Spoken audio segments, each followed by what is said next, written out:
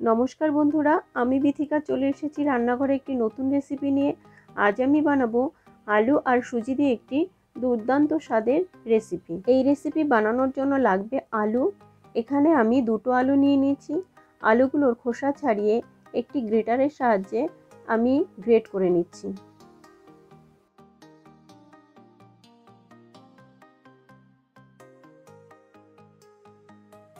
আলু গ্রেট করা হয়ে গেছে। এবার গ্রেট করা আলুর মধ্যে আমি জল দিয়ে দেব। জল দিয়ে আমি এটি খুব ভালোভাবে ধুয়ে নেব, কারণ আলু না ধুলে পরে লাল হয়ে যাবে। সেই লাল যাতে না হয়ে যায় তার জন্য আমি আলুগুলো খুব ভালোভাবে জল দিয়ে ধুয়ে নিচ্ছি। এখানে আমি দুবার করে আলু জল দিয়ে ধুয়ে নিলাম। এবারে আলুর মধ্যে যে জল রয়েছে সেই জলগুলো আমি হাতের সাহায্যে চিপে চিপে আলুগুলো আমি আলাদা করে তুলে রাখছি। এবারে ওই আলুর মধ্যে দিয়ে দেবো আমি সুজি দেবার পরে দিয়ে দিচ্ছি আমি টক দই। এখানে আমি ঘরে পাতা টক দই ব্যবহার করছি। তারপর দিয়ে দিলাম কুচনো গাজর, কিছুটা ক্যাপসিকাম কুচি, কিছুটা টমেটো কুচি, কিছুটা ধনেপাতা কুচি, কিছুটা কাঁচা লঙ্কা দিলাম, আর দিলাম গ্রেট করে রাখা আদা।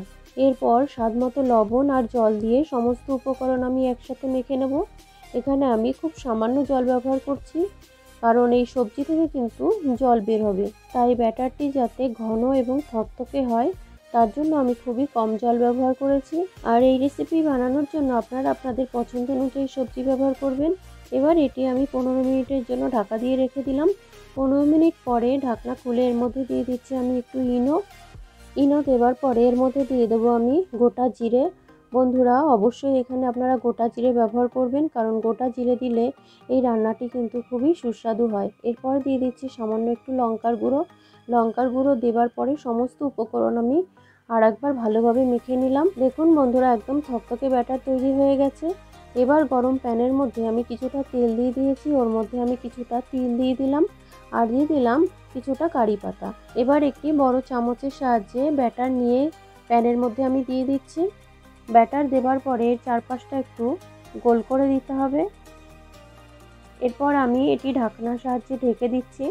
এই সময় গ্যাসের ওভেন একদম লোতে রাখতে হবে, আর এই রান্নাটি লো টু মিডিয়াম ফ্লেমেই কিন্তু করতে হবে। ঢাকনা সরিয়ে আমি একটা পাশ উল্টে নিয়েছি, আর একটি পাশ ভাজার জন্য আমি ঢাকনা দিয়ে আবার ঢেকে দিলাম। দেখুন বন্ধুরা, আরেকটি পাশ আমি উল্টে নিচ্ছি। এইভাবে করে বারবার এটি উল্টে পাল্টে নিতে হবে। দেখুন এবার কিন্তু এর কালারটি কত সুন্দর এসে গেছে।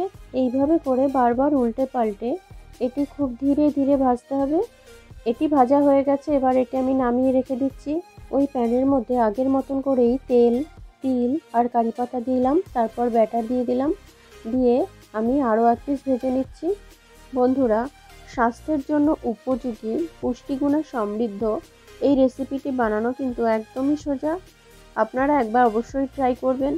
আর আজকে আমার এই ভিডিও আপনাদের কেমন লাগলো তা কমেন্ট করে অবশ্যই জানাবেন। আর ভিডিও ভালো লাগলে লাইক শেয়ার করবেন। আর বিথিকার রান্নাঘর এই চ্যানেলটি সাবস্ক্রাইব করে পাশে থাকার অনুরোধ রইল। দেখুন বন্ধুরা, আজকের রেসিপি পরিবেশনের জন্য একদম তৈরি হয়ে গেছে। এটি আপনারা ধনেপাতার চাটনি অথবা টমেটো সসের সাথে এটি পরিবেশন করতে পারবেন। আজ আমি এটি টমেটো সসের সাথেই পরিবেশন করে আপনাদের দেখাচ্ছি।